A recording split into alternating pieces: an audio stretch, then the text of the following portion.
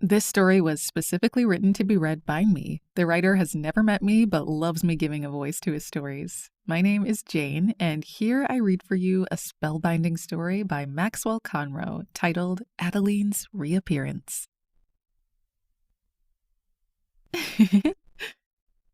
What is that? Who's there? Hey, hello. Are you who I think you are? Hello? I know only one person who giggles like that. Oh, I have no doubt you must be Adeline. Please declare yourself or I will start screaming till your ears pop. Oh, Maxwell, how I missed you. In spite of all your limitations and human fragility, you are still an endearing character. And don't be shy. I mean no harm. Or at least you will not be aware of my treachery. Oh, I have plenty of that. Hi, Adeline. Tell me, why did you come back? The last time you appeared, you left me in a rather confused state. If I remember correctly, you ominously said... Oh, Maxwell, I know perfectly well what I said. Was that not the right thing to do? You were ruminating about timelines and timeliness. It was all rather boring. So I just wanted to leave, and that's why I said you probably do not really believe me when I say that your time is up. I was wondering what to say, if anything at all. I could just as well not have been in the room, for Adeline would not pause. She gave me little or no chance to say anything. But you see, I am back, and I have a long story to share with you. Would you like me to start? Deliberately, I let some silence fall between us. What I intuitively could not bear was the supposed dominance that Adeline took in our conversation. Yes, I wanted to test her. I was simply not prepared to be controlled by her or being cajoled into doing anything that I, in fact, did not really want to do. How long could she stand me staying silent?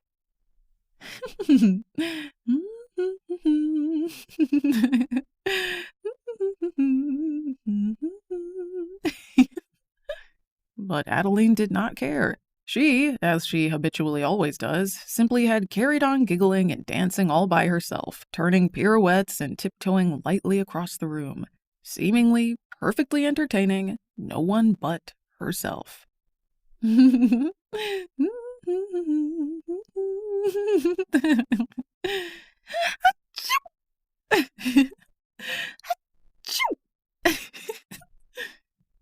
With all her giggling and sneezing filling the room, now it was Maxwell who lost his nerves, at least for now. Well then, Adeline, if you took all the trouble to reappear again in my life, be it imagined or not, you might as well narrate to me that wonderful story of yours. If it was worth your while to come all the way from where you came from, well, let's hear it without further delay. Abruptly, Adeline stopped moving, and no more giggle was to leave her lips. Instead, the room turned eerily silent. Adeline looked like a frozen statue. Oh no. What was I to do? I could think of various scenarios. Run out of the room, leave my house, or scream from the top of my lungs till her ears popped as I had already announced earlier I would do. Or perhaps I should just touch her to feel if she actually was ice cold like a lifeless puppet, or rather a warm-blooded creature. Then I retook myself. Adeline, I apologize if I was being rude. I really like it that you are back. I've been thinking a lot about you since we last met. If you want to be frozen like you are, it's fine. But if you would start being your old self again, the Harlequin you are, that's even better. A brief silence remained. But then...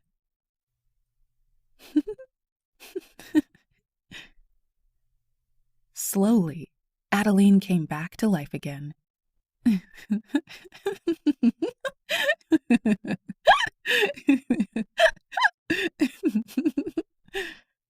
Oops, that's an enormous relief. I like her so much better when she dances, giggles, and talks. Oh, I do apologize, Maxwell, for making these terrible hiccuping sounds. It's really all very welcome, your hiccups, your giggles, your pirouettes, and elegant bows. But why don't you sit down for a moment and tell me the story you wanted to share with me? Thank you, my dear friend. But seating myself in a dull chair? No! I cannot do that. It's far below my upbringing and principles. You see, a Harlequin never sits. Have you ever seen one of our sort sitting idle? Well, Adeline. Maxwell was at a loss for words. He rarely ever sees a Harlequin. In fact, Adeline may be the only Harlequin he ever met in real life. What can he say? I don't know about that, but I really look forward to hear your story. I know you have traveled widely and hold great wisdom. You have seen all corners of the world. There can be nothing you have not seen or heard.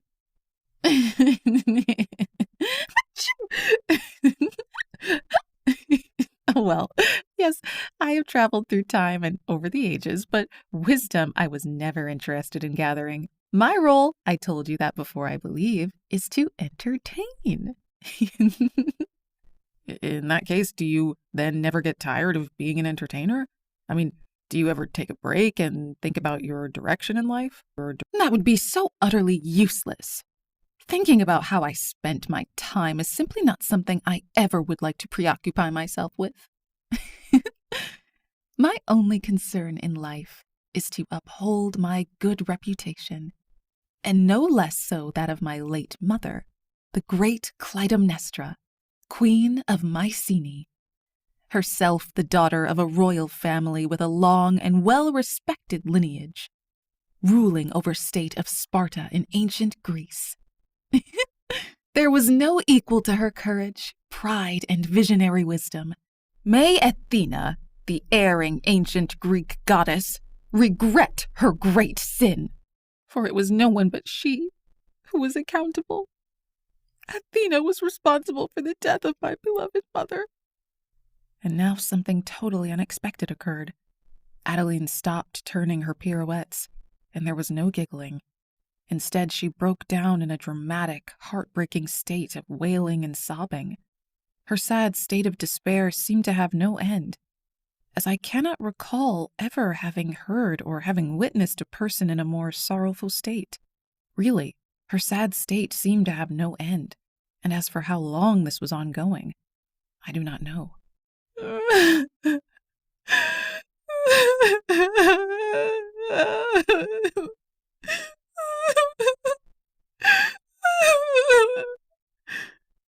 How to deal with this situation, or what to say to sweet Adeline's apparently deep agony.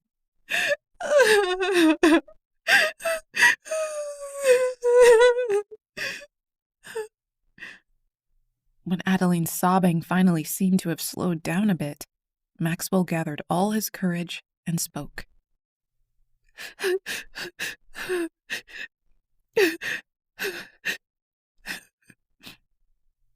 I am so sorry, Adeline, to see you in this state of sadness and sorrow. But that's okay, and if you want to talk about it, I'm here to help you with a willing ear and all the patience you need to make you feel better. Better! Yes! Better, better, better, better, better, better. Better, better, that's what I like. Oh yes, better it must be.